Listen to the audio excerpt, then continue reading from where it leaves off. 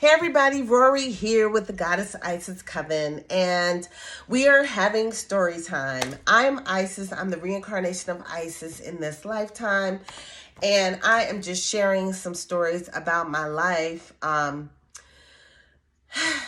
I have grown up as Isis, as a human. Okay, so anyway, all right, so let's see. I want to share a story about how I discovered that I have been a medium since I was a child. So, my family is from the islands, and I would go to Bermuda every summer and spend the summer in Bermuda. I guess giving my mother a break and having fun with my family because all my family on my mom's side was there. And that was the side that I knew the most. So I was there with my family every summer. So anyway, one day my mother and I and my daughter were going to a play. And we used to go to this place, we still do actually, called Sights and Sounds in Pennsylvania. And it takes a couple hours to drive up there. So and they have amazing plays, and they have Sights and Sounds in different parts of the country, in Branson, Missouri, in Pennsylvania, and I feel like it's one in another place. But anyway, if you like wonderful plays, it's really an amazing experience to see one of the plays put on by Sights and Sounds. So anyway, and I think I've been to almost every play that they've had since I was young. So we're driving up there, taking my daughter to one of the plays. I don't know, maybe it was Jonah or Noah or I don't know. So we are going to one of the plays and we're having a conversation while driving. And so my daughter says, Nana, tell me about your Nana. And then I said, yeah. Okay, I'm going to back up. One time I was in this store, and it was a Wiccan store in Baltimore. And I was with one of my best friends. And when we walked in, the owner of the store came up to me, and she usually didn't, okay? This owner was very to herself. She had like a really dry personality, and it was interesting. It's like a metaphysical store, but pretty more on the Wiccan side. So anyway, so she came up to me, and I was surprised because she has never come up to me, and that's back then. And she said,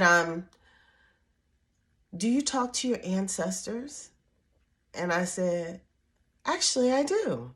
And she said, you need to get to know your great-grandmother. Okay.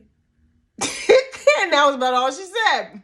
And so I was like, okay. So now, a couple months later, we're driving up to Sights and Sounds, and my daughter says, Nana, tell me about your grandmother. And I was like, oh, yeah.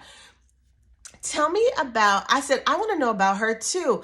And not the one, I didn't know which one that I'm getting ready to tell you about. So I said, tell me about the one that I used to visit every summer. She used to, and I described what she looked like. I described how she wore her hair. I described, different features on her face and stuff like that. And then my mom says, oh, you're talking about Granny Gwendolyn. And she said, she was talking about her. Oh, she was so nice. And she was just telling us about her, right? And then she said, but you never met her. And I said, yes, I did. I used to see her every time I went to Bermuda. Every summer, I'd see her. And she said, no, you didn't. You never met her. Mom, yes, I did. So I'm driving now, right? Yes, I did. I used to visit her every summer. And then when I started to describe the visit, that's when I realized that was not a real place that I was visiting her in. Like, I was like, yeah, like she would be in this chair And the chair would just be sitting there. And she said, yeah, she always sat in a chair, this big chair. But then as I'm driving, I'm like, but wait a minute. This chair is like sitting in the middle of nothingness. Like, just don't make no sense. When I'm visualizing where I used to visit her at. And my mother was like, yeah, you're describing her, but you never visited her. Okay, Mom. Why are you telling me I never visited her? You weren't with me. Because she died before you were born. And that's what I did. And my daughter did that. And so, I don't know if I breathed for a moment. I'm driving and I'm just like,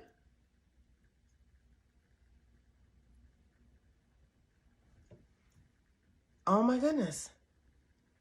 So I was like, oh my goodness. So all the times I visited her as a child, I was visiting her in spirit.